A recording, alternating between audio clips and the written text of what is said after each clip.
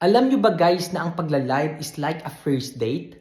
Na if all you do is talk about yourself, there won't be no second date. Yes guys, tama ang narinig nyo. Kaya dapat pag nagla-live po tayo, wag po tayo mag-focus sa ating sarili bilang host. Dapat po pagtuunan natin ng pansin ang ating mga guests at bigyan po natin sila ng importance. At the same time rin po, dapat isipin rin po natin ang ating mga audience. Kung ano ba ang pwede nilang makuha sa atin. Kung anong information ba ang pwede nating i-share sa kanila. Kung anong knowledge ba ang pwede nating ibigay sa kanila o di kaya maipamana sa kanila para matuto sila sa atin bilang isang host.